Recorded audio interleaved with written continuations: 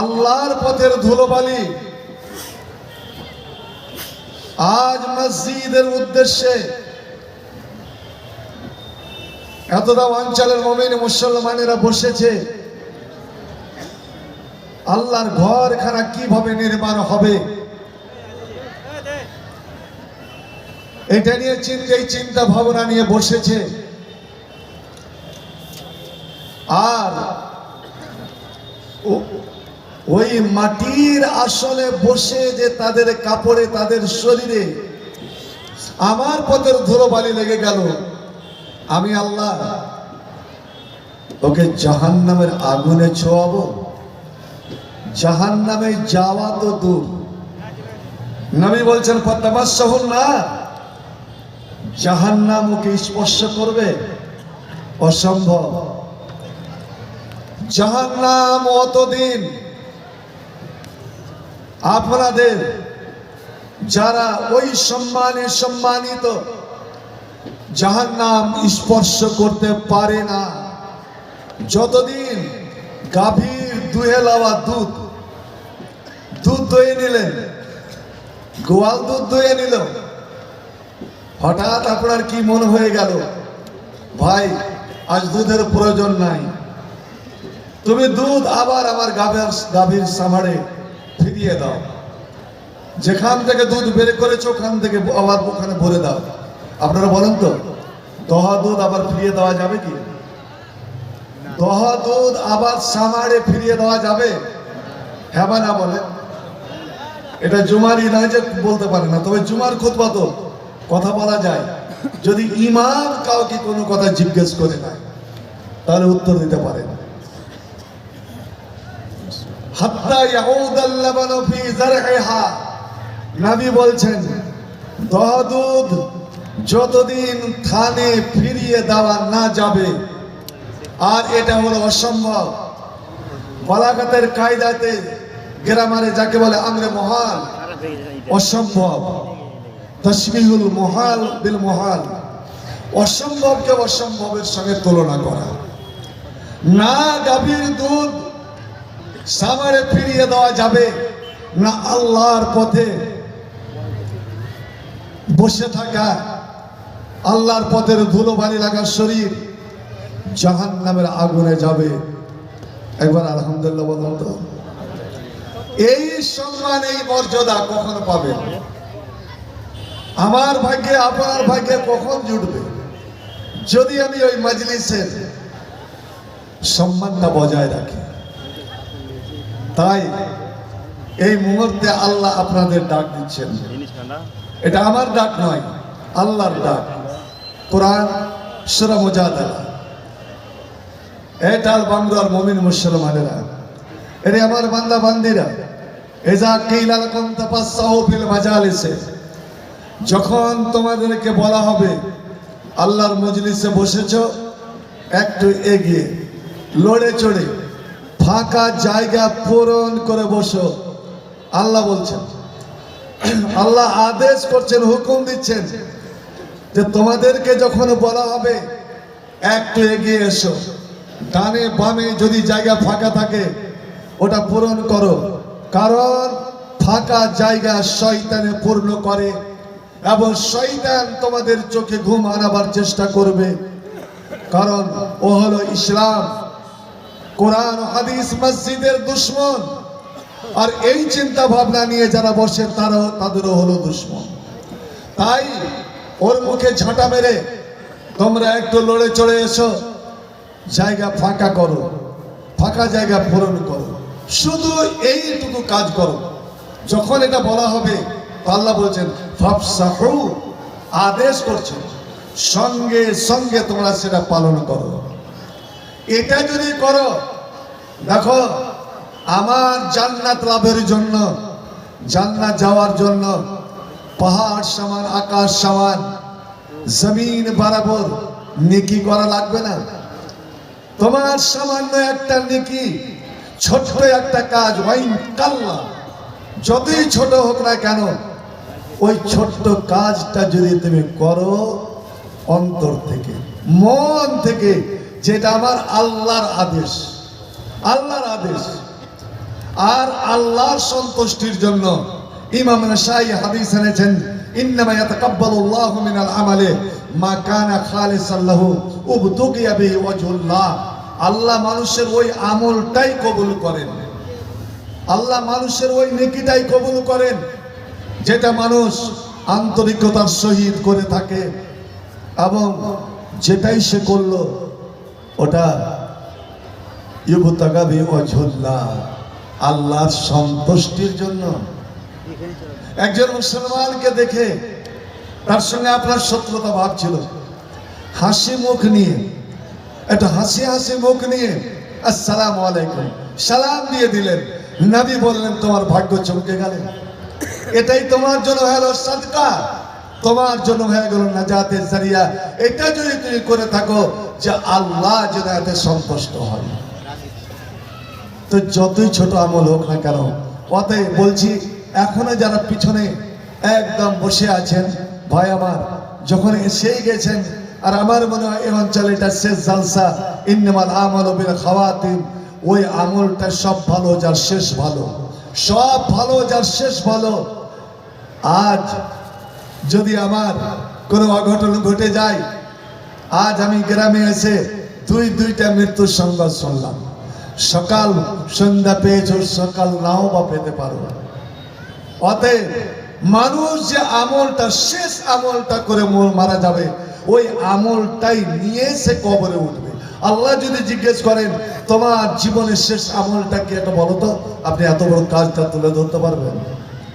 ইন্নাল হামদালিল্লাহ নাহমাদুহু ওয়া নাস্তাঈনুহু ওয়া নাস্তাগফিরুহু ওয়া নাউযু বিল্লাহি মিন শুরুরি আনফুসিনা ওয়া মিন সাইয়্যাতি আমালিনা।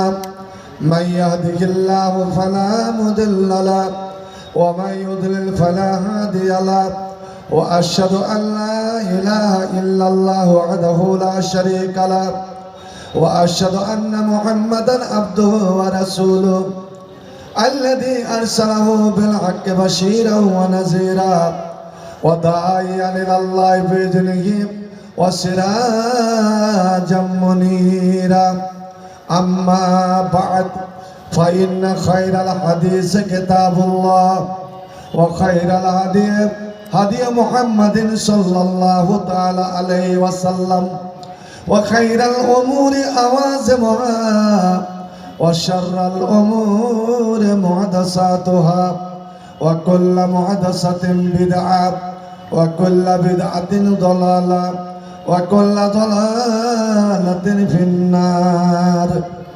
أعوذ بالله من الشيطان الرجيم. بسم الله الرحمن الرحيم. يريدون ليطفئوا نور الله بأفواههم والله متم نوره ولو كره الكافرون. بسم الله الرحمن الرحيم. يا أيها الذين آمنوا كونوا أنصار الله كما قال عيسى ابن مريم للحواريين من أنصاري إلى الله قال الحواريون نحن أنصار الله. بسم الله الرحمن الرحيم. يا أيها الذين آمنوا إن تنصروا الله ينصركم ويثبت أقدامكم. وقال النبي صلى الله عليه وسلم يا أنفق يا ابن آدم أنفق عليك. وقال ما من يوم يصبح العباد فيه إلا ملكان ينزلان فيقول أحدهما اللهم آت منفقا خلفا وقال الآخر اللهم آت ممسكا تلفا. رب اشرح لي صدري ويسر لي أمري واحلل عقدة من لساني يفقه قولي. رب زدني علما رب زدني علما رب زدني علما.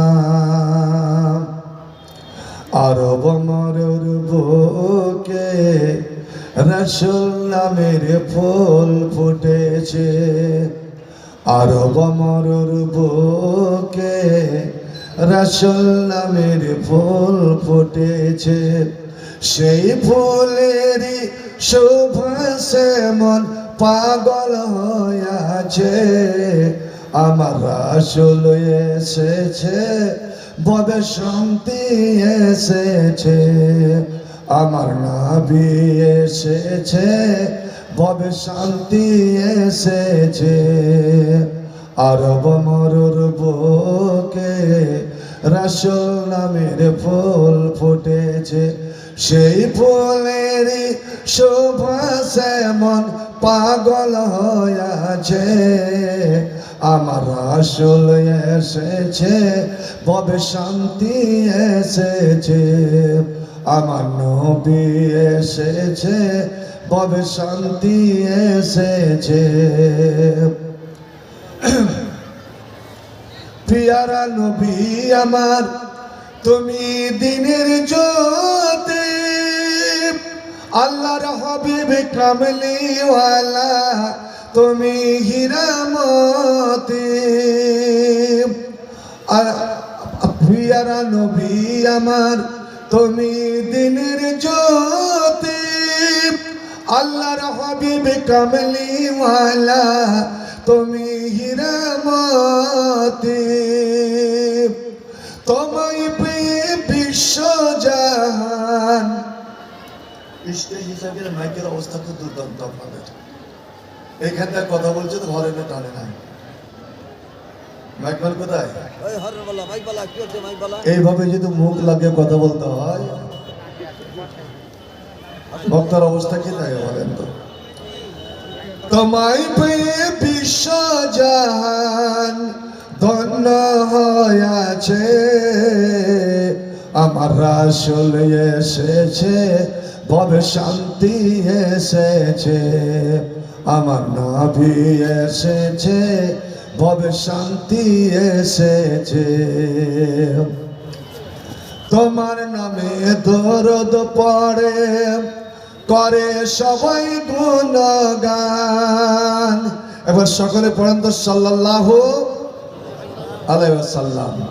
আপনি একবার পড়লেন, সঙ্গে সঙ্গে আল্লাহর তরফ থেকে 10 বার রহমত। কি সুন্দর নাকি!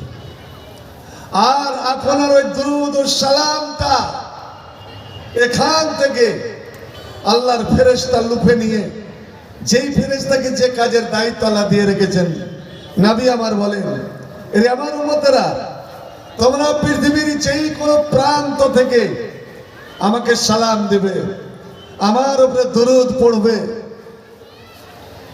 ফেরেশতারা সেই দুরূদটা এনে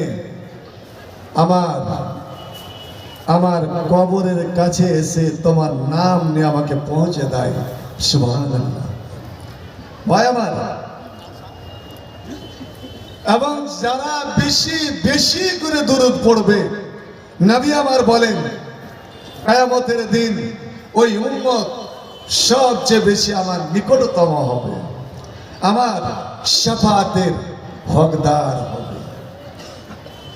শুধু তাই না, আপনি জানেন আজানের পরে যে দোয়াটা আমরা পড়ে থাকি, তার সঙ্গে যদি আপনি দরুদ পড়ে নেন, আর এই দরুদ পড়ে আপনার জীবনের যা নেক মনস্কামনা বাসনা আপনি আল্লাহর কাছে তুলে ধরেন, আপনার চাইতে দেরি, কিন্তু আল্লাহকে দিতে বা কবুল করতে কিন্তু দেরি নাই। তোমার নামে দরুদ পড়ে, করে সবাই গুণগান।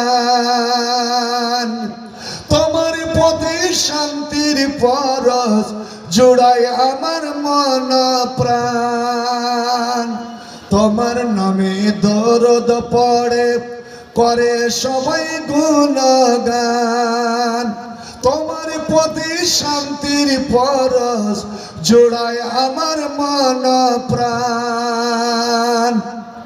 দিনের মশাল হাতে নিয়ে দিনের মশাল হাতে নিয়ে শান্তি ছড় আলো ছড়াইছে আমার রাসূল এসেছে ববে শান্তি এসেছে আমার নবী এসেছে ববে শান্তি এসেছে আরব মরুর বুকে রাসূল নামের ফুল ফুটেছে সেই ফুলেরই শোভা মন পাগল হয়েছে আমার রাসূল এসেছে ববে শান্তি এসেছে। শ্রদ্ধেয় সভাপতি উলামায়ে কেরাম মাশায়েখ এজাম পাক মজলিসে সমাবেত সকল মুসলিম সমাজ সবার আনাচে কানাচে বসে থাকা আমার মা ও বোনেরা সকলের প্রতি রইল আন্তরিক সালাম শুভেচ্ছা অভিনন্দন ও আন্তরিক ভালোবাসা। ভাই আমার, আজ সারা বিশ্বকে বাদ দিয়ে যদি ভারতবর্ষের ব্যাপারটা একটু চিন্তা ভাবনা করা যায় তা আজ আমরা ভারতীয় মুসলমান আপনি যতই দলাদলিতে ভাগ হয়ে থাকুন না কেন ঠিক আমাদের ওপরে ওই জমানাটাই ওই যুগটাই ফিরে এসেছে যেই যুগটা বিভিন্ন নবীর জমানায় সেই সময়কার রাজা বাদশারা নবী রাসূলদের উপরে করেছিল। আজ ভারতবর্ষের এসাইয়া আমরা আতঙ্কিত জাল্লা এত কিছু করে ডকুমেন্ট হাজির করেও দাদর কবরের মাটি হাজির করেও শেষ পর্যন্ত ভোটার লিস্টে আমার নাম আসবে তো আমি বাংলায় টিকে থাকতে পারবো তো আমি ভারতের নাগরিক হব তো না আমাকে বাংলাদেশ ব্যাক করা হবে ফেলে দেওয়া হবে। বাংলাদেশ তো আমাদের নেবে না পাকিস্তানও নেবে না তবে যাই কোথায় তাহলে ডিটেনশন ক্যাম্পে আমাদের যেতে হবে আমাদের জেলবন্দি হতে হবে। বন্ধু আমার হযরতে মুসার জামানায় ফেরাউনও করেছিল কিন্তু শেষ পর্যন্ত জয় কে হয়েছিল বিজয়ের হাসি কে হেসেছিল ফেরাউন বলেছিল ইন্নাল্লাহ শারজামাতুল কালিলা এরা মুসলিমীয় কয়েক কিছু মুসলমান বনি ইসরাইল আমাদের জন্য এত বড় হুমকি সৃষ্টি করবে অশান্তি আনবে এদের সংখ্যা দিন দিন বেড়ে যাবে না এদেরকে মিশরের মাটিতে রাখা যাবে না এদেরকে যাতা করে পিষে মারতে হবে। ভাই আমার কি নির্যাতন তা আপনারা বহু শুনে রেখেছেন। অবশেষে গভীর রাত্রে আল্লাহ রাব্বুল আলামিন মুসাকে বললেন মুসা তুমি বেরিয়ে যাও এরাকে নিয়ে বেরিয়ে যাও তোমাকে আজ মিশর সীমানা পার হতে হবে। কোথায় যাইব তোমাকে লোহিত সাগর রেড সি পার হয়ে আরব ভূখণ্ডে যেতে হবে। আল্লাহ ফেরাউনের সৈন্য সামন্ত সব সীমানা ঘিরে রেখেছে এত সীমানায় প্রহরী হয়েও আমরা নাকি ঘুষপেটিয়া কি করে বের হব। আল্লাহ বলেছিলেন মুসা আমি তোমাকে বের হতে বলছি তোমার লোকজনকে নিয়ে বের হয়ে যা কি করে নিয়ে যেতে হবে কোথায় নিয়ে যাব কি করে নিয়ে যাব এটা হলো আমার কাম। ভাই আমার অল্প সংখ্যক মুসার সঙ্গে বেশি মুসলমান ছিল না 12 থেকে 13,000-এর মতো এই লোকটিকে নিয়ে রাত্রে অন্ধকারে বেরিয়ে গেল চুপে চুপে বের হলো কিন্তু কেমন করে সরকারের কানে পৌঁছে গেল যে মুসলমানরা এই ব্যবস্থা নিয়েছে না ওদের ওদেরকে সহি সালামতে বের হতে দেওয়া যাবে না, ওদেরকে মিশর ভূখণ্ডেই খতম করা লাগবে। ওরা যেখানে যাবে সেখানে বংশবৃদ্ধি করবে, ওদের বংশবৃদ্ধি হতে দিব না। ওরা ইসলামের টুটি এই মিশরের মাটিতে চিপে মেরে দিতে হবে।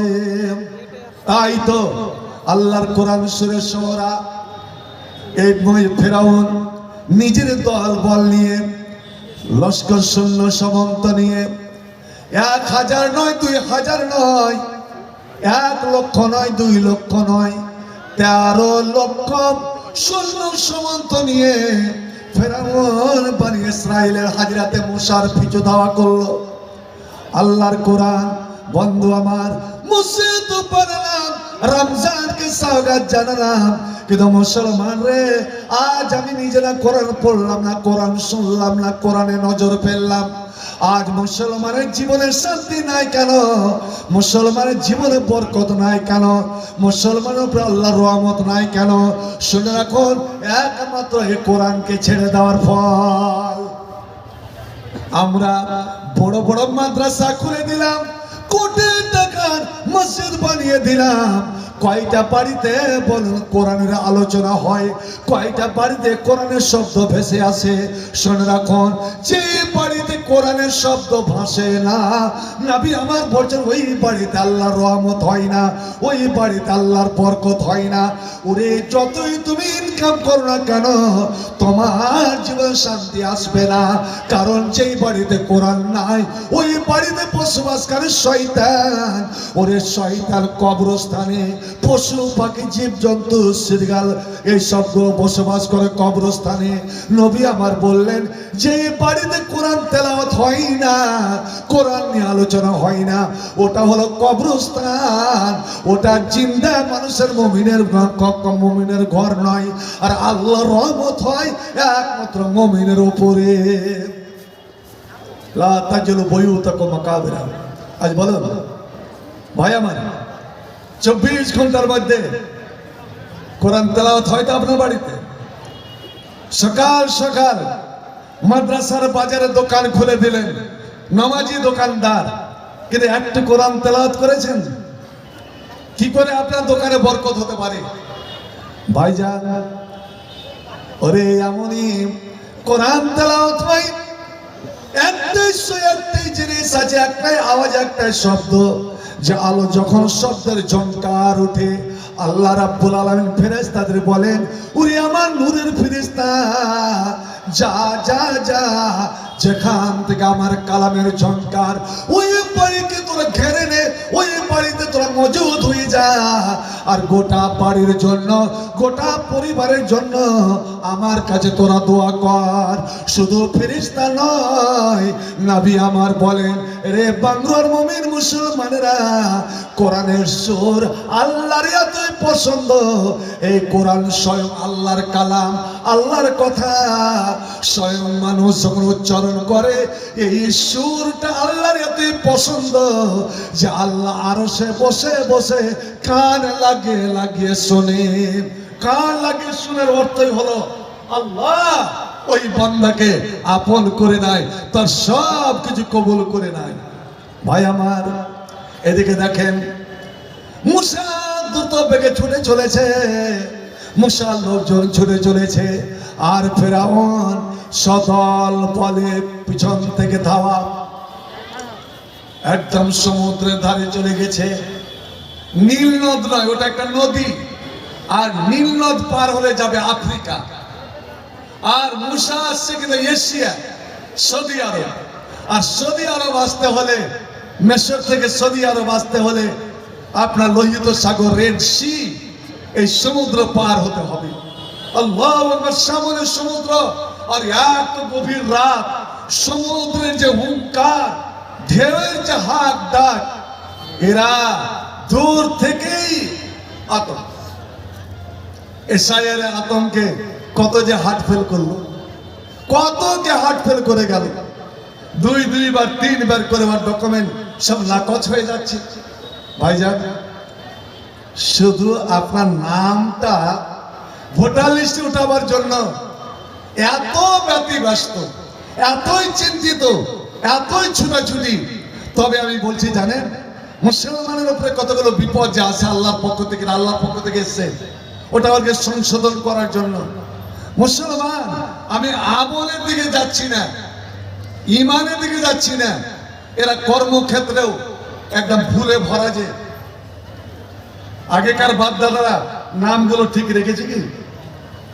এই এসআইয়ের মাধ্যমে আপনার নামের সংশোধন হচ্ছে।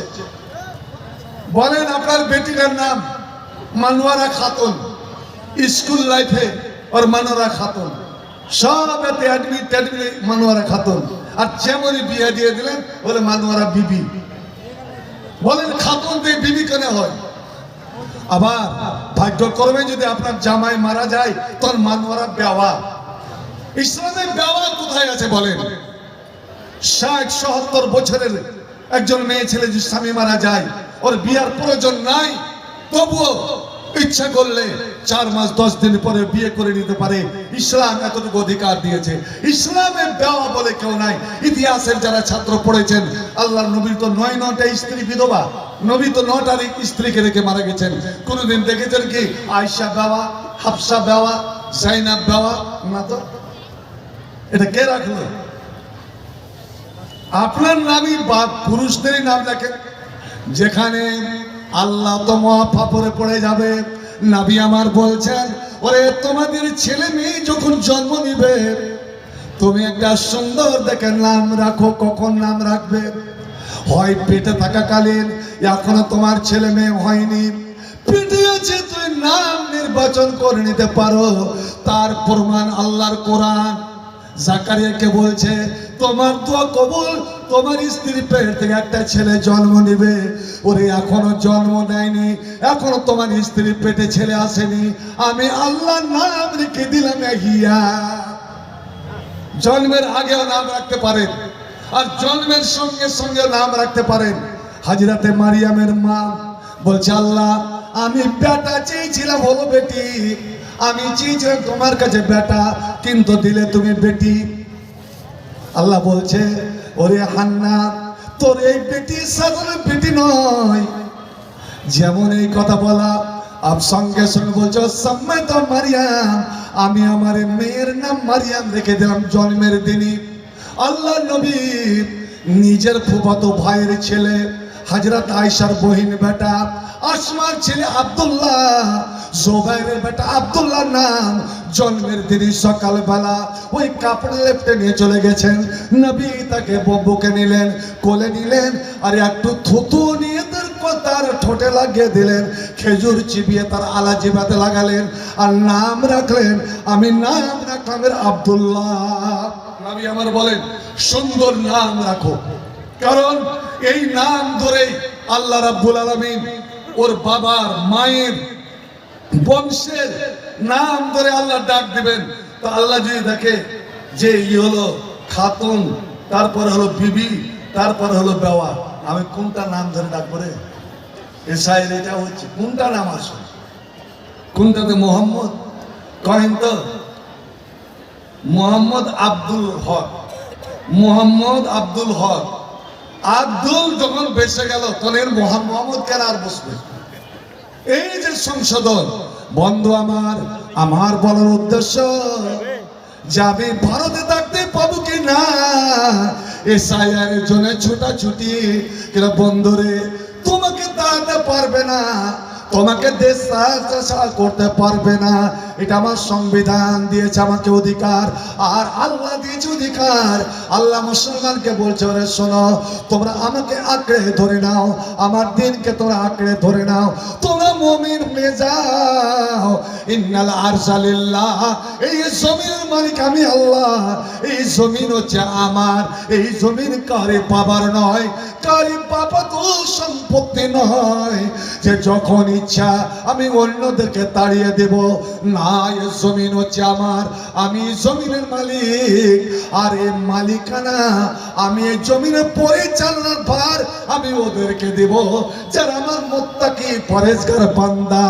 আগে তোরা মুত্তাকি হয়ে যা, আগে তোরা পরেজগার হয়ে যা, আগে তোরা মুমিন হয়ে যা।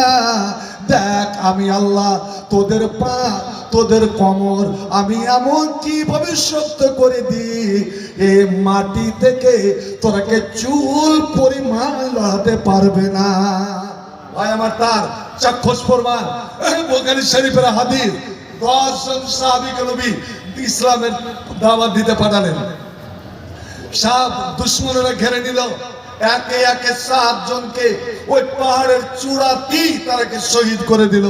3 জন কত রকম ভাবে নেমে এলো, ওরাকে যখন সান্ত্বনা দিল, তোমরা নেমে এসো, আশ্বাস দিচ্ছি তোমাকে ছেড়ে দিব, তোমাকে বাড়ি ফিরিয়ে দিব, তোমাদের কোনো ক্ষতি করব না।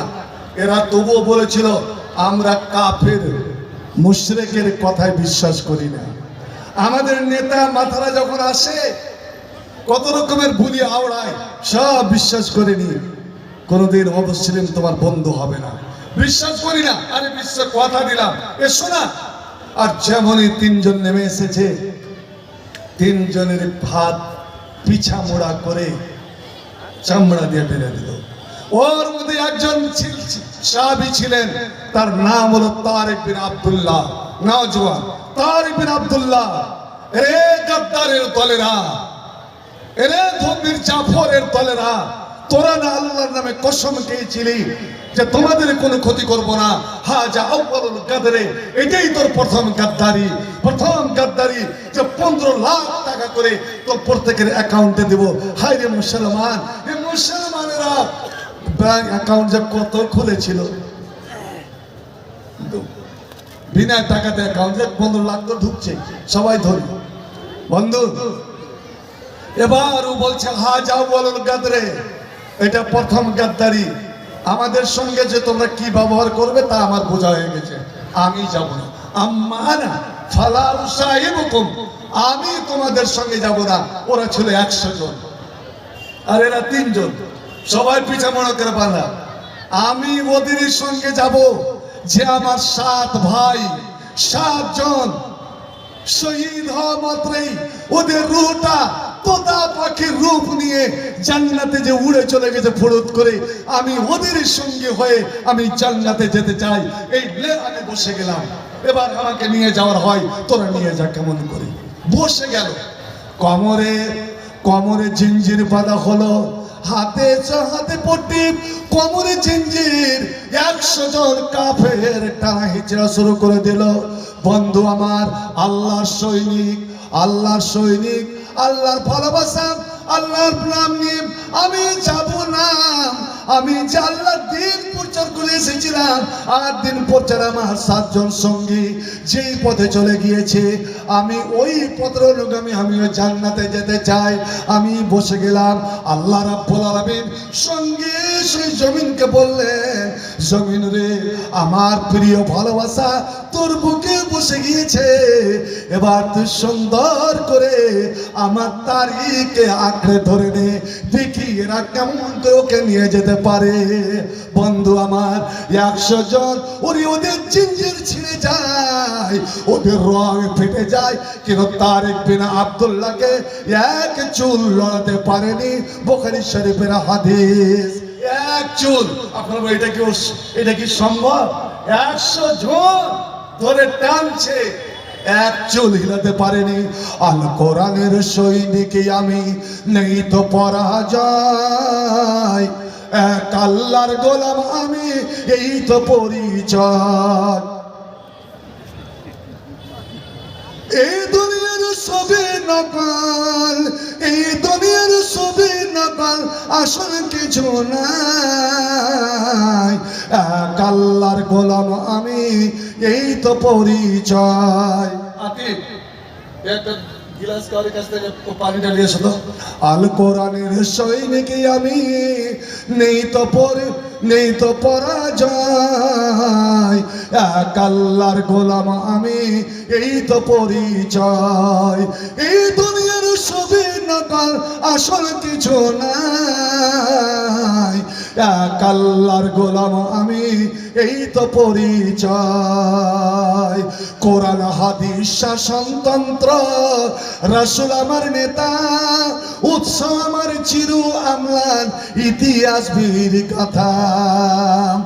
আল্লাহ ছাড়া দিলে আমার ভয় তো কারণ নাই। এক আল্লাহর গোলাম আমি, এই তো পরিচয়। জীবনের চেয়ে ইমানের দাম জানো অনেক বেশি। মুসলমান জীবন দিতে পারে, কিন্তু কি দিতে পারে না ভাই বলেন? এই উত্তরটা আপনাদের কাছ থেকে নেব। জীবন দিতে পারে, কিন্তু মুখ দিয়ে জয় শ্রীরাম বলতে পারবে? যেই মুখ দিয়ে বের হয়েছে আল্লাহু আকবার, ওই মুখে জয় শ্রীরাম কোনোদিন বলতে পারবে না। যারা দিয়েছে আজান, যারা শুনেছে আজান, তাদের মুখ দিয়ে শিরকিয়া কলেমা কোনোদিন নয়। এরা হাসতে হাসতে জীবন। কারণ মুসলমান জানি ইসলাম হলো ত্যাগের ধর্ম। আল্লাহ চাই ত্যাগ। চিন্তা করেন তো, যেই লোকটা আল্লাহর কাছে কেঁদে কেটে কত অনয় বিনয় করে ছেলে চেয়ে নিল, 85 বছর বয়সে আল্লাহ ছেলে দিলেন, আর 12 বছর যখন বয়স হলো আল্লাহ বললেন, এই ও আমার বন্ধু, তুমি আমার নামে একটা কোরবানি দিবে না? ত্যাগ করবে না? কি ত্যাগ? আল্লাহ কত টাকা, কত উট, কত ছাগল? না না না, ওগুলো নয়। আমি তোমাকে তোমার কান্না মঞ্জুর করে, তোমার দোয়া মঞ্জুর করে যে ফুটফুটে সুন্দর সন্তানটি দিয়েছিলাম, ওরে ওই ছেলেকে আমার নামে কুরবানি করতে, আমার নামে উৎসর্গ করতে হবে। আল্লাহু আকবার। আজ কোটি টাকার মসজিদের প্ল্যান তোমরা নিয়েছো, আর ভান্ডারে 130 টাকা। হায়রে মুসলমান, মনে হচ্ছে এরা গরুর মাংস কোনোদিন খায়নি, এত হুড়াহুড়ি মারামারি, কিন্তু স্টেজে মানুষ কই? চিন্তা করেন, এরাই হলো ত্যাগী মুসলমান। ওরে আমি তোমার টাকা চাই না, পয়সা চাই না, আমি ধন চাই না, আমি চাই একটা জীবন। আল্লাহ আমার জীবন না আমার স্ত্রীর জীবন, না তোমার জীবন নয়, তোমার স্ত্রীর জীবন নয়। ওরে যেই ছেলেটা আমি তোমাকে দিয়েছিলাম, ওই ছেলেটাকে এই মুহূর্তে আমার নামে জবাই করো, আমার নামে।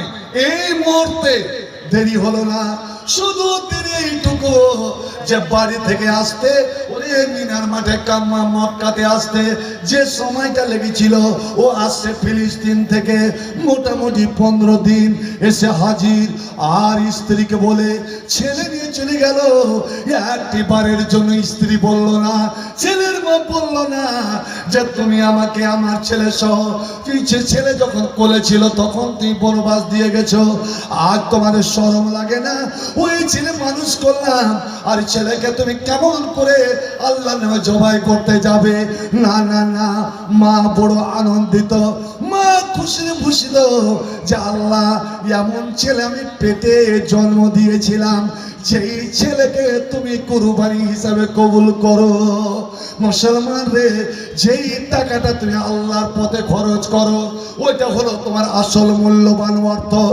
যে জমিটা তুমি আল্লাহর পথে খরচ করো, এটাই তোমার আসল জমি, এটাই তুমি জান্নাতের বিনিময় দাও। বাকি যতগুলো ছেড়ে যাও, তোমার মরা লাশ তোমার খাটে পড়ে থাকবে। আর তোমার ছেলে মেয়েরা এবার তোমার সম্পত্তি নিয়ে, তোমার জমি জায়গা নিয়ে, তোমার বাড়ি গাড়ি নিয়ে সব নিয়ে তার ঝগড়া ফাসাদ লাগিয়ে দেবে। তারপর আমার পড়ার জীবনে, যখন ছোট ছিলাম, নাম নিবার বিশামপুরে পড়ছিলাম, কোনো একজন মেয়ে ছিল, হাজি সাহেব মারা গেছে, খুব বিশামপুরের মধ্যে সবচেয়ে ধনী। তখনই ওর কানে যে সোনার মাকড়ি গুলো ছিল, আল্লাহ রে আল্লাহ, এই মোটা মোটা, আমার মনে হয় যে 8 আনার উপরে হবে। মা মরে গেছে, 4 বেটি। এবার ও বলছে আমি নিব, বলছে আমি নিব।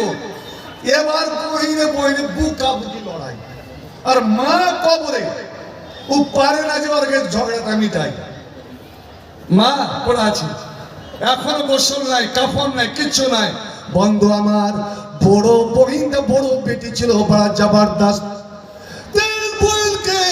3 বেটিকে ধাক্কা মেরে ফেলে দিয়ে ওরে কানের মাকড়ি খুলতে গেল, মেজ বোনকে হাত ধরে নিল, এবার এমন সজোরে টান দিল যে মরা মায়ের, ওরে আমি আল্লাহ কসম আল্লাহর বলছি, মরা মায়ের কান ছিঁড়ে দিল, দুইটা কান ছিঁড়ে গেল। ওরে তোমার তো এই গতিটাই হবে, আমার এই গতিটাই হবে বন্ধু আমার। তাই তো বহুদিন আগে নবী আমার বলে গেছেন, যেটা তুমি খেলে ওটা তোমার মাল, যেটা তুমি আল্লাহর হাতে জমা করলে ওটা তোমার মাল, আর যেটা তুমি শরীরে পরে নিলে এটা তোমার মাল, এগুলো তোমার কাজে লাগলো। ও আমার সেওয়া সালেক, এ আদমের বেটা বেটিরা, এই ছাড়া যতগুলো আছে ওমা সেওয়া জালে ফাওয়া সাহেবন, সব চলে যাবে, একটা তোমার কাছে যাবে না। তোমার ছেলে মেয়েরা একে নিয়ে কাজিয়া করবে, ঝগড়া করবে, ভাগাভাগি করবে। কেন হায় রে আল্লাহ, যদি তোমার স্ত্রীটা কাঁদতে কাঁদতে বলে, বেটারে তোরা আজ তোর বাপের সম্পত্তি নিয়ে ঝগড়া করছিস, কিন্তু বেটা তোরা জানিস তোর বাপ কিন্তু মদ করছিল, তোর বাপ জুয়া করেছিল, তোর বাপ পুরো লম্পট ছিল, তোর বাপ চোর ছিল, তোর বাপ ডাকু ছিল, ওরে তোর বাপ এতগুলো পাপ এতগুলো গুনাহ করেছে। ওরে আমার বেটারা, এই জমি জায়গার তোরা ভাগ নিলি বটে, কিন্তু তোর বাপের যে পাপ গুলো আছে, তোরা বেটা বেটিটি যদি পাপেরটা ভাগ করে নিতি তো কত না ভালো হতো। বলুন তো বন্ধু, আপনার সম্পত্তির ভাগ নিবে কিনা আপনার পাপের ভাগ কেউ নিবে না। এই তো আমার আপনার জীবন। ভাই আমার, আল্লাহ বলেছে, ওখানে দাঁড়িয়ে দাঁড়িয়ে অনেকক্ষণ চিন্তা করলাম, এটাই ওই জায়গা যে আল্লাহর ভালোবাসা বেটার বেটার মাথায় হাত দিয়ে আছে। আব্বা একে কেন ক্যাম্পকে দৃশ্য কেন কেন আনলেন, কি জন্য আনলেন? বেটারে আমার আল্লাহর আদেশ হয়েছে, আল্লাহর হুকুম হয়েছে, আমি যেন তোমাকে আল্লাহর নামে যেন জবাই করে দিই। আপনার এই মুহূর্তে আল্লাহর আদেশ হয়েছে, আল্লাহর আদেশ, আল্লাহর আদেশ। এ মুমিনের দুনিয়া জোরে তুমি যেখানেই বসবাস করবে, তুমি নিজের বাড়ি তৈরি করার আগে, নিজের ঘর তৈরি করার আগে, ওরে আমার জন্য একটা ঘর তোমরা তৈরি করো। আল্লাহর নবী মক্কা থেকে চলে যাচ্ছেন হিজরত করে, আবু বকর এটাই চিন্তা, একটু অল্প দেন, যে নবী তো ওখানে গিয়ে একটা মসজিদ বানাবেন, তাদের তো টাকা পয়সার প্রয়োজন, টাকা পাবো কই? ভাই আমার,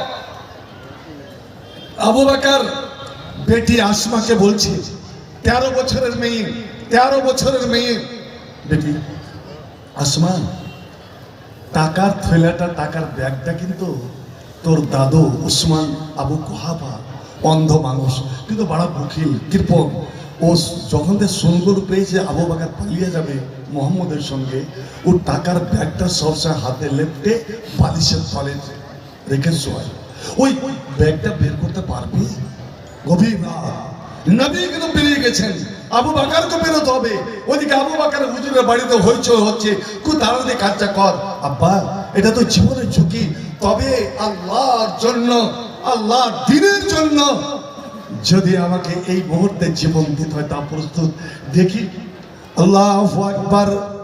ওই আমার মায়েরা বোনেরা, 13 বছরের মেয়ে আব্বারে দাঁড় করিয়ে আকাশের পারে মাথা উঠে, আল্লাহ আব্বা চলে যাচ্ছে তোর বিদেশ মদিনায়, আমরা 2 বোন 2 ভাই, মা উম্মে রোমান, দাদু আবু কুয়াফা, দাদি উম্মুল খায়ের, বাড়ির রাখাল আবু রাখালটা রয়ে যাচ্ছে। আল্লাহ এতগুলো মানুষ, কিন্তু বাড়িতে যা সম্পত্তি তা আব্বা নিয়ে যাচ্ছে। আমরা কি খাই, কি করে থাকি, এটা কিন্তু একবার বলছেন না। আল্লাহ তোমাকে রেখে, আমাদের জন্য তোমাকে রেখে আমার আব্বা যাচ্ছে, আর যাবার মুহূর্তে ওই টাকার ব্যাগটা চাইছে। হে রাব্বুল আলামিন, তুমি এই কোচিং তোমার বান্দির লাজ রেখে দাও, আল্লাহ মান সম্মান বাঁচাও। হে রাব্বুল আলামিন, তুমি আমার দাদার চোখে ঘুম দিয়ে দাও, আসাবে কাপের মতন ঘুম দাও, যেন আমি টাকার থইলেটা বের করতে পারি। বন্ধু আমার গুটি গুটি গুটি গুটি পায়ে আসমারে তুই এগিয়ে যা, ওরে ঘুম দেওয়া কাজ আমার, বের করা কাজ হলো তোর। বের করে নিলেন 40,000 রূপ মুদ্রা, 40,000 রূপ মুদ্রা। বন্ধ, এখনই যদি বেটা বেটের বিয়া লাগে তো হারাম কাজে লাখ লাখ টাকা খরচ করতে আমাদের দ্বিধাবোধ নাই। ওরে স্টেজ সাজাবো লাখ টাকার, কিন্তু বন্ধু বলুন তো দেখি, আল্লাহর দেওয়া জীবন, আল্লাহর দেওয়া জীবন, আল্লাহর দেওয়া ধন, আল্লাহর দেওয়া মাল, আল্লাহর দেওয়া সব কিছু আল্লাহর নামে কয় টাকা দিই? বিশেষ করে এই মুসলমানেরা, আমাকে দুঃখ লাগে যখন মাদ্রাসা মসজিদের দান 10 টাকা 20 টাকা। ওরে এমন এমন এখন ভদ্র ডিজিটাল ফকির এসেছে, ওই ডিজিটাল ফকিরেরা 5 টাকা ভিক্ষা লাই না, 5 টাকা ভিক্ষা লাই না। আর আল্লাহ এত বড় ফকির যে 10 টাকা 20 টাকা বাইরে 40,000 এবার এদিকে দিয়ে দেন। আল্লাহ দিকে আল্লাহ কি করলেন? ও 40,000 ও তো ছোট ছোট ছোট ছোট গুটি গুটি পাথর রেখে একটা থৈলাতে ভরে দিয়ে আবার দাদুর বালিশের তলে রেখে দিচ্ছে। আল্লাহ দাদু যখন জাগবে ও টাকার জন্য চেঁচামেচি করবে। এ রাব্বুল আলামিন, চাঁদি আর পাথর এক আওয়াজ হবে না। আল্লাহ এটা আমি করলাম একমাত্র তোমার দিনের জন্য, তোমার নবীর জন্য, ইসলামের জন্য। রাব্বুল আলামিন আমার মান সম্মান তুমি বাঁচিয়ে নাও। কিভাবে বাঁচলো কি বাঁচলো না এখানকার কথা এখানে রাখুন। আর ওদিকে চলেন, নবী মদিনায় পা দিয়েছেন 14 দিন থাকলে এক জায়গায়, তারপরে জুমার দিন তিনি মদিনাতে পা দিচ্ছেন। আল্লাহু আকবার।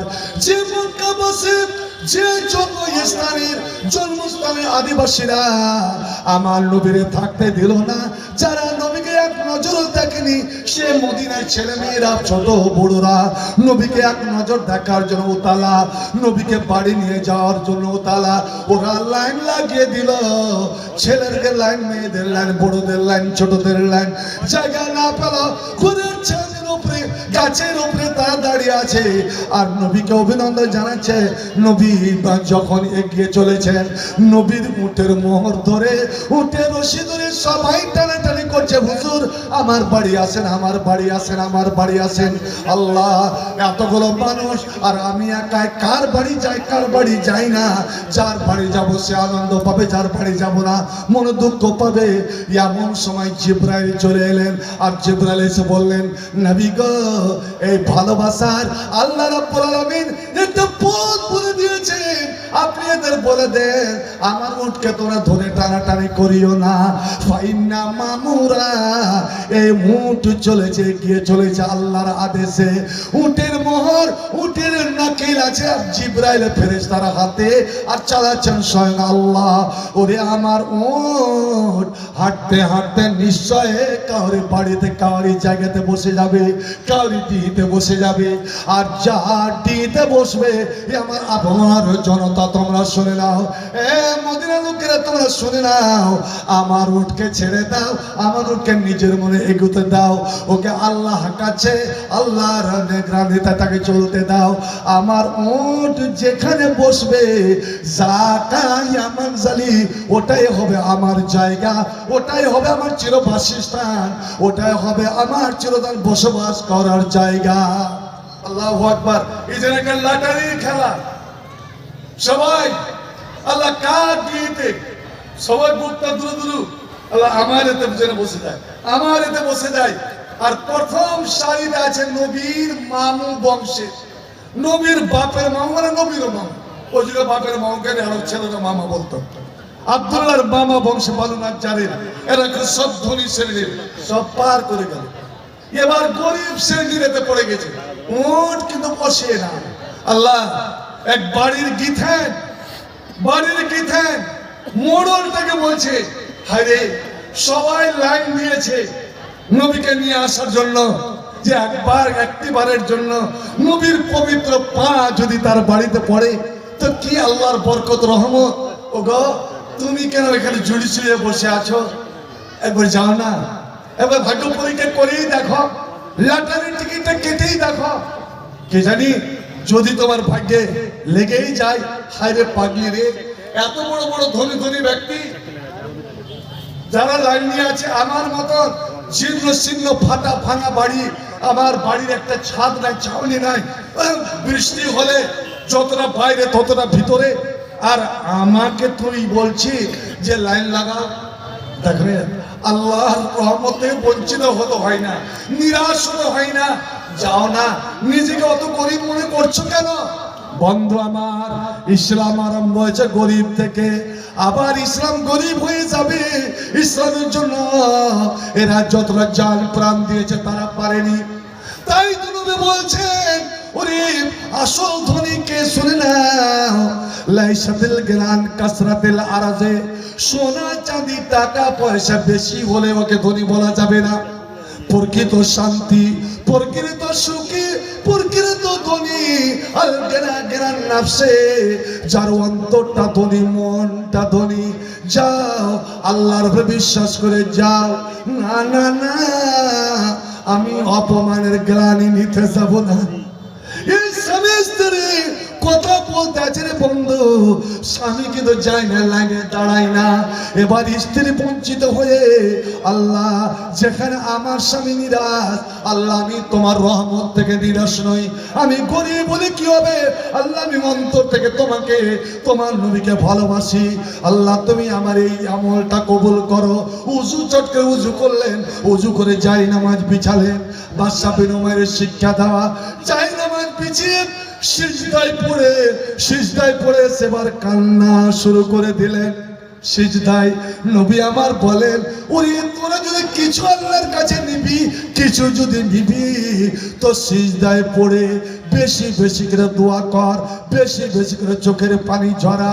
ফাকসের দোয়া ফাঁকা মেনুন আইস্তাজাব লাকা, কারণ বান্দা যখন সিজদায় পড়ে যায়, আল্লাহ আর বান্দার মধ্যে সমস্ত ব্যবধান ঘুচে যায়। তুই বন্ধু, তুই প্রেমিক যেন মিশে যায়, ওই সময়কার দোয়া কবুল হতে কোনো আর দেরি থাকে না। মেয়েটা কাঁদছে, আল্লাহ যেখানে আমার স্বামী আল্লাহ নিরাশ, আমি কিন্তু নিরাশ নই। তোমার পবিত্র নবীর কদম আমার বাড়িতে তুমি ঢালো। আর ওই সময় হইচই শুরু হয়ে গেছে, সিজদায় পড়ে বেচারি কাঁদতে আছে, আর হইচই শুরু হয়ে গেছে। আর এ তো মদিনার সবচেয়ে গরিব, সবচেয়ে গরিব, এর বাড়িতে এর বিয়েতে উঠ বসে, মানে উঠা, উঠকে উঠিয়ে দিল। বন্ধ ওঠ, 3 কদম এগিয়ে গেল, 3 কদম এগিয়ে এসে এগিয়ে গিয়ে আবার উঠ ঘুরে গেল। আর ঘুরে গিয়ে প্রথম যেই জায়গাতে বসেছিল ওই জায়গাতে বসে গেল। শুধু বসা নয়, এবার উঠ নিজের মুখ খানাকে জমিনে এইভাবে রেখে দিল। রেখে দেওয়া উঠ যখন জমিনে মুখ রেখে দেয়, এর অর্থ হলো এটাই হলো আমার বসার জায়গা, আমি এখান থেকে উঠবো না। নবী সঙ্গে সঙ্গে নেমে পড়লেন। হয়েছে শুরু হয়ে গেল, চেঁচামেচি শুরু হয়ে গেল। এবার স্ত্রী বলছে, ওরে আওয়াজ তো আমারই গলিতে, শব্দ তো আমারই গলিতে, হইচই তো ভান্ডারখানাতে।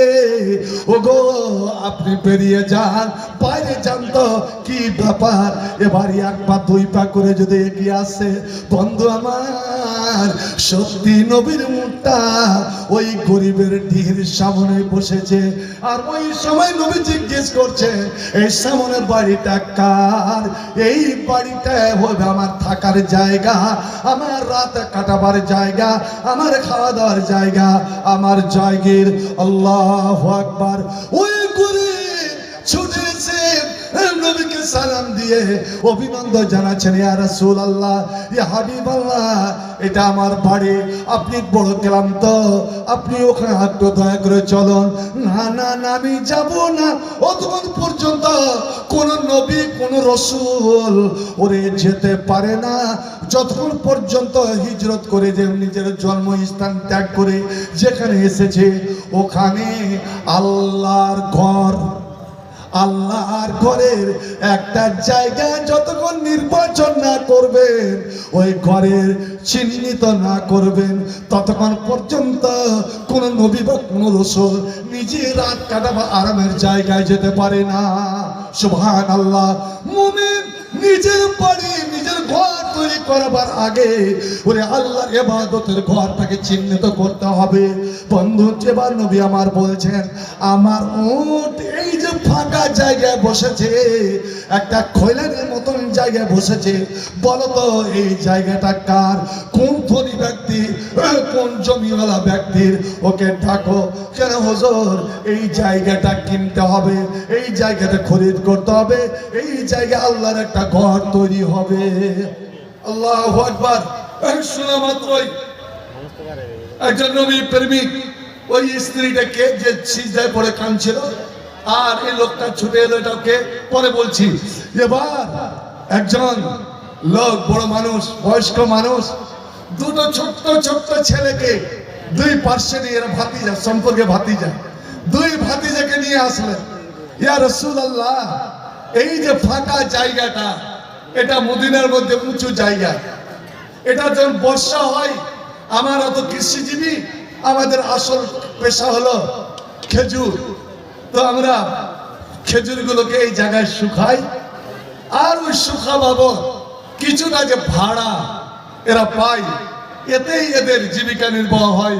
হুজুর, লে গোলাম মাইনে ইয়াতিম মাইনে, এই দুই ইয়াতিম, দুই বাপ মরা ছেলের, এদের বাবা নাই, আর এই জমিটুকু ছাইড়া, এই কয়েক শতক জমি ছাড়া আর এদের কোনো সম্পত্তি নাই, কোনো জায়গা নাই।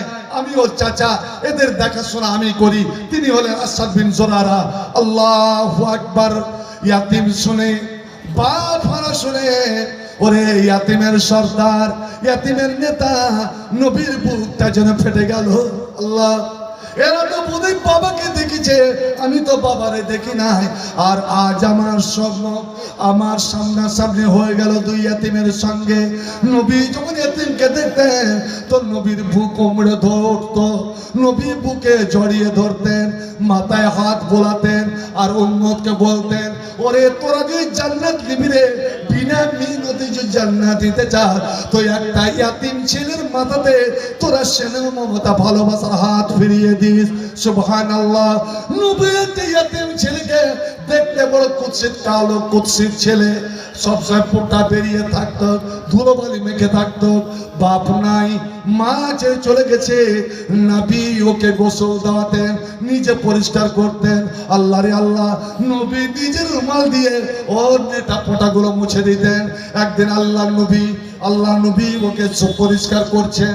আম্মা জান আয়েশা নবীর চাইতে বিবি, যে ইয়া রাসূলুল্লাহ, আমরা বিবিরা থাকতে, আমরা স্ত্রীরা থাকতে আপনি নিজেই বিনয় পরিশ্রম করছেন কেন?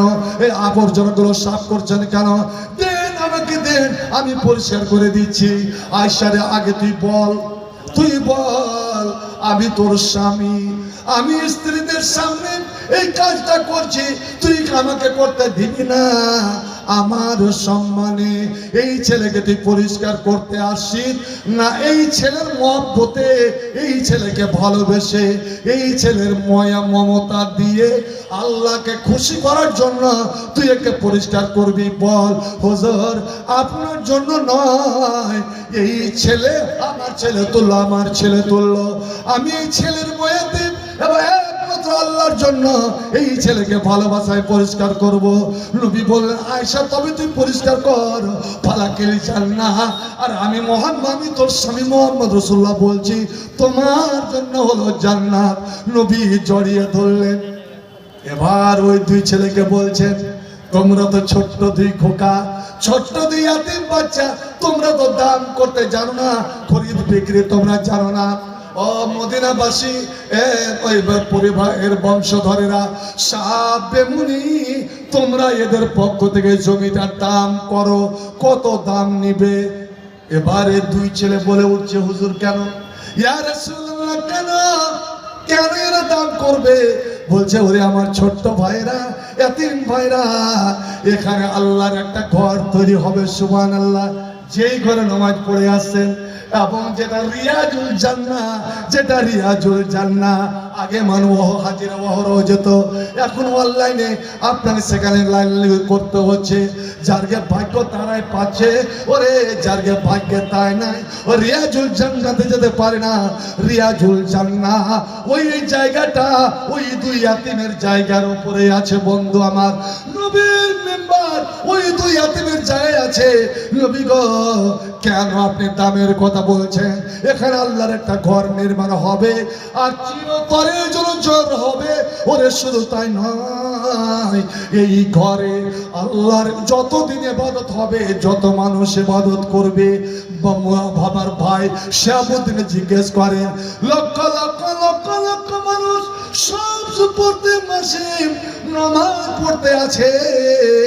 ওরে দুই ভাই শোনো, যত মানুষ নামাজ পড়বে এক রিকাতের নেকি 1000, আর 1000-এর মধ্যে 500 নেকি যে পড়লো তার আমলনামাতে, আর যার জমি তার আমলনামাতে 500 নেকি। সুবহানাল্লাহ।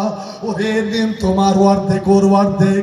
এই জন্যই আমি এখানে আল্লাহর ঘর নির্মাণ একটা করবো, মসজিদ নির্মাণ করবো। যে মসজিদে এখন 42টা গেট, 42টা গেট, আর আপনার 800টা ছাতা, যার এক একটা ছাতার নিচে ওরে 450 করে নামাজি নামাজ আদায় করে। একই সঙ্গে মসজিদে নববীতে কত লোক যে নামাজ পড়ে আপনি যান, একবার জিয়ারত করে আসেন বন্ধু আমার। ওই ছেলে তো আবু বকর, বলো তুই দাম কত নিবে? আবু বকর তুমি দাম তুই এসেছো তো হুজুর আমি প্রস্তুত আছি। এবার ওই দুই ছেলে ডুকরে ডুকরে অঝর নয়নে কাঁদতে আরম্ভ করেছে। নবী চমকে গিয়েছেন, হঠাৎ মজলিস থমথমে হয়ে গেল। কি ব্যাপার হয়ে গেল?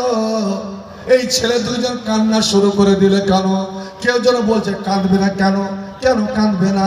ওরে এইটুকু জমি, এই জমিটায় যদি খরিদ করে নাই, এই জমিটায় যদি মসজিদে নিয়ে নাই, আব্দুল্লাহ ইবনে উবাই সবলুরের দল বলছে, তবে এই দুই ছেলের থাকলোটা কি বা রইল? এই জন্য কান্না। ওই দুই ছেলে বলে উঠছে, আমরা জমির জন্য কান্না করি না, আমরা জমি বিক্রি হয়ে যাবে এই জন্য আমাদের কান্না নয়, আমরা কান্না করছি নবীর একটা কথার জন্য। এবার নবী তো অবাক, কি বললাম এ আমার ভাইরা, ওরে আমার ভালোবাসারা। নবী মাথায় হাত বোলাচ্ছেন, যত হাত বোলাচ্ছেন ওরা আরো যেন ফোপরে ফোপরে ফোপরে ফোপরে কাঁদছে। ইয়া রাসূলুল্লাহ, যখন আপনি বলেছিলেন যে এই জায়গাটা আল্লাহ পছন্দ করে নিয়েছিলেন, আমাদের আনন্দে বুকটা ভরে গিয়েছিল।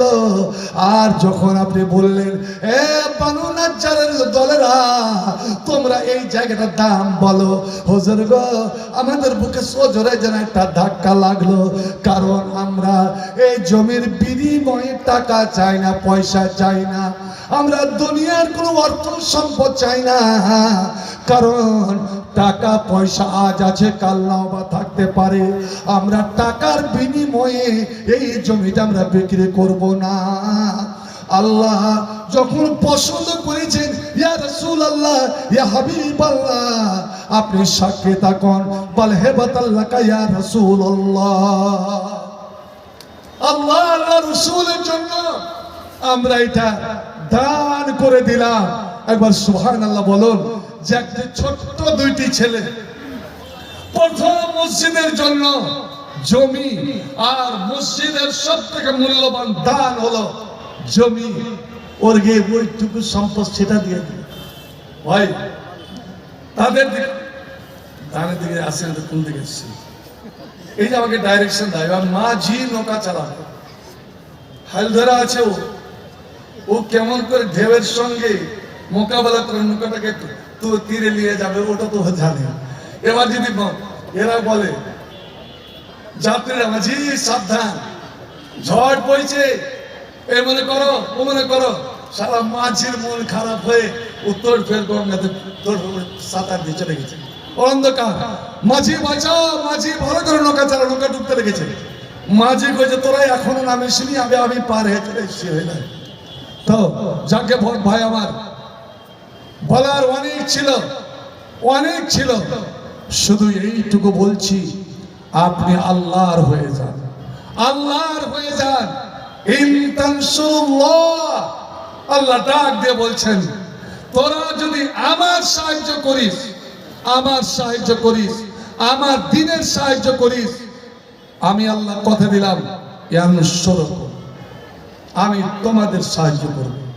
ওয়ায়ুসাব্বিত আকদামাকুম, দেখি কে হুঙ্কার দেয় যে যদি এপ্রিলে আমরা ক্ষমতায় আসি তো যত বাবর আর হুমায়ুন আর অঙ্গরজ্জেব এই সব চিহ্ন মিটিয়ে দিব, সব মিয়াদের দলকে একদম বাংলাদেশ পুশব্যাক করে দেব। তুই এরাকে তাড়াবি না ফেরাউনের মতন তুই ডুবে মরবি? ও তুই চিন্তা কর ভাই আমার।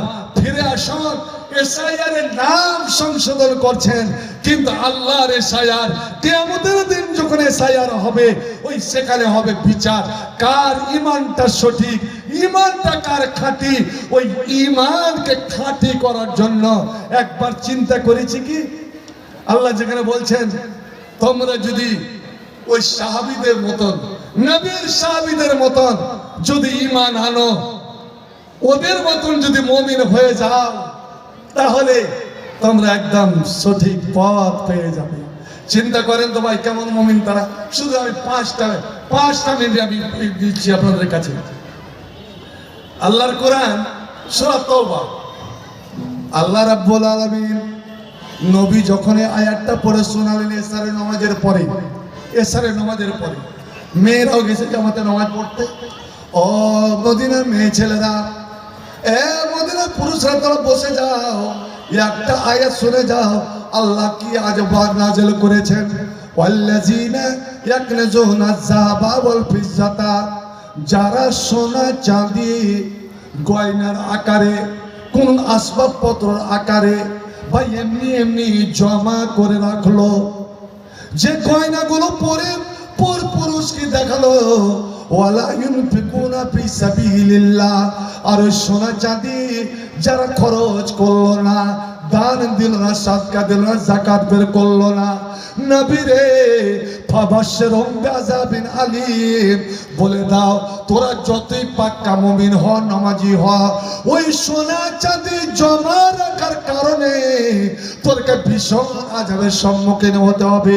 ইয়াউমা ইউমালা ফি নারি জাহান্নামা, এ দুনিয়ার সোনা চাঁদি গুলোকে ওই জাহান্নামের আগুনে গলিয়ে তো একটা তক্তি, লাল দগদগে করে তক্তি বানিয়ে তোর দুই গালে, তোর বুকে এবং তোর পিঠে দাগ দেওয়া হবে। এই বলে নবী কিছু ব্যাখ্যা বিশ্লেষণ করলেন, মজলিস ভেঙে গেল। বাড়ি গিয়ে আজকাল যে মেয়ে ছেলেটা, আমাদের মেয়ে মা বোনেরা লক্ষ্মীর ভান্ডার পাচ্ছে, পুরুষরা বেকার, পুরুষরা বেকার। আমি মনে মনে এই জন্য বলি আল্লাহ পুরুষকে বেকার রাখিস না, মেয়ে ছেলেকে বেকার রাখ। এরা যদি চাকরি পায়, পুরুষ যদি চাকরি না করে তো পুরুষকে পুরুষই মনে করবে না। আপনি 5টা টাকা ধার চাইলেন তো কেমন করে ধার দেয় সহজে তো। আর ওই যুগের মেয়ে ছেলেরা কেমন, গভীর রাত হযরত আব্দুল্লাহ বিন মাসউদ, একজন গরিব সাহাবী, খুব গরিব, একদম নিঃস্ব, কিন্তু আর স্ত্রী যায়নাব বড় ধনী, বাবা মার সূত্রে অনেক সোনা দানা পেয়েছিলেন, কিন্তু কোনদিন বলেনি যে আমার পুরুষ গরিব, আমি গরিবের বউ। এবার কত বেচারি চেষ্টা করেছে, আমি সোনা দানা আমার স্বামীকে দিব, সেগুলো বিক্রি করে ব্যবসা করে সে একজন ধনী হবে। না না না, আমি পরের মাল নিব না, আমি স্ত্রীর মাল নিব না। এবার যায়নাব স্বামীকে জড়িয়ে ধরে বলছে, স্বামী গো আপনিও তো শুনলেন নবী কি বললেন, আমি মসজিদ থেকে প্রতিজ্ঞা করেছি, আমি মনে মনে ওয়াদা করেছি আমার যত সোনা চাঁদি আছে আমি কিছুই রাখবো না, সমস্ত আমি দান করে দেব। এগুলোর কারণে যদি জাহান্নামের আযাব নিতে হয় তো কেন আমি রাখবো? আমি আযাব থেকে বাঁচার যে উপায় সেটা হলো দান, সেটা হলো দান। আমি আল্লাহর সমস্ত দান করে দেব, কিন্তু কাকে দিব? আমার মনে হচ্ছে পরকে না দিয়ে আমি যদি নিজের লোককে দিই, আর নিজের লোকটা একটা মেয়ে ছেলের জন্য সব থেকে নিজের হলো তার স্বামী, নিকটের হলো তার স্বামী। আমি মনে মনে ভাবছি আমার যত সোনা চাঁদি আমি আপনাকে দান করে দেব, কিন্তু স্বামীকে যদি স্ত্রী দেয় তো এটা দান কবুল হবে কি হবে না? দান দেওয়া ঠিক হবে কি হবে না? বেটি যদি বাপকে দেয় মাকে দেয়, দেওয়া কবুল হবে কি হবে না? বেটা যদি নিজের বাপ মাকে দেয়, ভাই যদি ভাইকে দেয়, ভাই যদি বোনকে দেয়, এটা দান দেওয়া চলবে কি চলবে না? দয়া করে আপনি নবীর কাছে যান, ফজরের টাইমে যান, আর গিয়ে জিজ্ঞেস করেন, ইয়া রাসূলুল্লাহ, স্ত্রী যদি পুরুষকে দান করে তো দান চলবে কি চলবে না? আব্দুল্লাহ বলছে, জাইনাব রে, আমি গরিব হতে পারি কিন্তু পরের মালে আমার কোনো লোভ নাই। আল্লাহ আল্লাহ, আর তো আমার শ্বশুর শাশুড়ির দেওয়া এ মালে আমার লোভ কেন হবে? আমি যাব না। আমি যদি যাই, নবী বুঝে নেবেন যে নিশ্চয় জাইনাবের সোনা চাঁদির উপরে আব্দুল্লাহ লোভ হয়ে গিয়েছে। না, আমি কে লজ্জা দিও, শরম দিও না। তোমার যদি জিজ্ঞেস করা হয়, তুমি নিজে যাও, নবীকে গিয়ে তুমি নিজে জিজ্ঞেস করে নাও। জাইনাব বলছেন, ফজরের আগে আগে, ফজরের এখনো আজান হয়নি, আমি একদম চাদর টাদর নিজের শরীরকে মুড়িয়ে রাতের অন্ধকারে আমি চললাম, যেন কেউ আমাকে দেখতে না পায়। কেন দেখলে আর কেউ যেন আমার কথা কখনো শুনতে না পায়, আমার স্বামী যেন লজ্জা না পায়। আজকালকার স্ত্রীকে দেখবেন, স্বামীর দেওয়া কাপড়, পুরুষের দেওয়া কাপড় পরেছে, পুরুষটা কিন্তু একটু গরিব, দামি কাপড় দিয়ে দিয়েছে। অন্য মেয়ে ছেলে যে জিজ্ঞেস করে, হ্যাঁ এটা কে তোকে ছড়ার বাদ দিয়েছে নাকি? হ্যাঁ, ছড়ার বাদ দিবে। আর বড় ভাই দিয়েছে কিনা এটা, লেওয়ার পুরুষটা ওর বড় ভাই বলে, অনেক অনেক পুরুষকে এরা সম্মান দিতে জানে না। ওর নিজের বাপ ভাইয়ের নাম করবে, এটা অমুক দিয়েছে অমুক দিয়েছে, আর সব কি ওর পুরুষের খরিদ করে দেওয়া। আমার পুরুষ যেন শরম না পায়, লজ্জা না পায়, আমাকে কেউ দেখতে না পায়। হযরতে জাইনাব বলছেন, আমি রাত্রে অন্ধকারে চললাম, জেনে আমার আগে কেউ। এবার যেমনই নবীর গেটে এসেছি, অন্ধকার হয়ে আছে, তো দেখছি দূর থেকে দেখছি কেন যেন একটা ছায়া মূর্তি, কে যেন খাড়ি আছে। আমি প্রথমে ভাবলাম যে বোধহয় গেটম্যান বেলাল হবে, যে গুটি গুটি পায়ে আমি গেলাম, তো দেখছেন না, ও সারা বোরকা পরে আছে। আর বোরকা তো মতলব করবেন, আজকাল যে অনেক হিন্দু বোরকা পরে, হ্যাঁ, মুসলমানকে বদনাম করার জন্য। ভাই আমার, এই গাদ্দার কোনোদিন মুসলমান নয়, গাদ্দারি যুগে যুগে করেছে তারাই, আজও করছে। মন্দিরে মাংস ফেলে মুসলমানকে ফাঁসাবার জন্য নারী পোশাক করে ধরা পড়ছে তারাই। কিন্তু এ গদি মিডিয়া নিশ্চয় যদি একটা আব্দুল কাজ করে, তাহলে তো একদম সব ন্যাংটায় নাচতে আরম্ভ করে দেবে। আর যদি ওরা করে, তবে চুপ। ও বলছে যে আমি বুঝে নিলাম দূর থেকে এটা মেয়ে ছেলে, আর মেয়ে ছেলে তো চট করে চেনার যার পরিচয় হয়ে যায়। আমি বললাম, ও তুই কে? অমুকের স্ত্রী। তুমি কে? অমুকের স্ত্রী। তোমার নাম? আমার নাম জাইনাব। তোমার নাম? আমারও নাম জাইনাব। ভাগ্যবশত দুজনেরই নাম জাইনাব। আচ্ছা, তুমি কি জন্য এসছো? এই আব্দুল্লাহর স্ত্রী জিজ্ঞেস করছো, তুমি কি জন্য এসছো? বুবরে, আজ নবীর ওয়াজ শুনেছি, আয়াত শুনেছি যে সোনা চাঁদি জমা করে রাখলে তার কি শাস্তি। তো আমি ভেবেছি আমার স্বামীটা সব থেকে গরিব, মদিনার মধ্যে আমার স্বামীটা গরিব, তো স্বামীকে আমি সব দিয়ে দিব, সব দিয়ে দিব। আজ মসজিদ, আজ সবচেয়ে ভারতবর্ষে গরিবকে জানেন?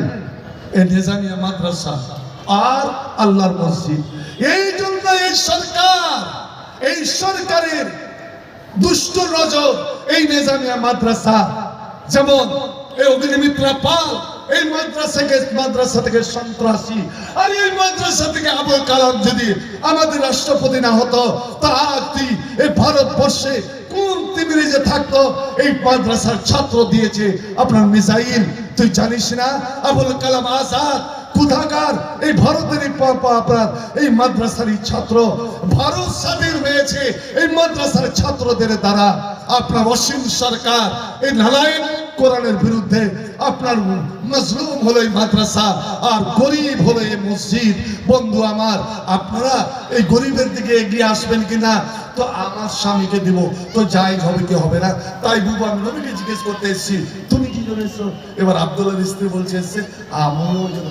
ফায়জা, হাদিসের শব্দ ফায়জা, হাজাতি হাজাতুহা, আমি যেই দরকারে এসেছিলাম ও ওই দরকারে। এবার গেটে টোকা দিলাম, কে? বেলালে কি হলো?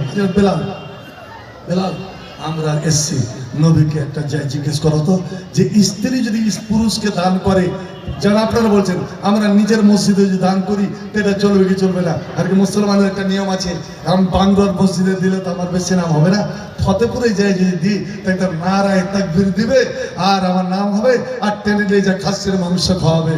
ভাই আমার, আমাদের ওখানে হাজি সাহেব ছিল, ও যখন আমাকে বলতো যে মৌলানা আমি দান দিয়ে কাউকে করি না, আজকালকার মানুষ দেখে দান করবে নাম নেবার জন্য, আমি দান করলে কাউকে বলি না। খানপুর মাদ্রাসাতে 5,000 দিয়েছি, তাও কাউকে করিনি আমি। আর আপনি জালালপুরে যখন ওই দান উঠাচ্ছিলেন না, হয়তো ওই 10,000 দিয়েছিল যে আমি ওই যে দাঁড়িয়েছিলাম, তাও আমি কাউকে করে বেড়াই। হযরতপুর হিফজুল কোরআনে 5,000 দিয়েছি, তাও আমি করিনি। আর আমাদের নিজের মাদ্রাসা 15,000 দিই প্রতি বছর, তা আমি কাউকে বলি না। বুঝলেন কথা, বুঝতে পারছেন তো? আর রমজান মাসে মৌলানা, রমজান মাসে বৃহস্পতিবারের দিন, প্রত্যেক রমজান মাসে, রমজান মাসটা কোন মাস ভাই? রোজার মাস না? এই রোজার মাসে বৃহস্পতিবারের দিন মৌলানা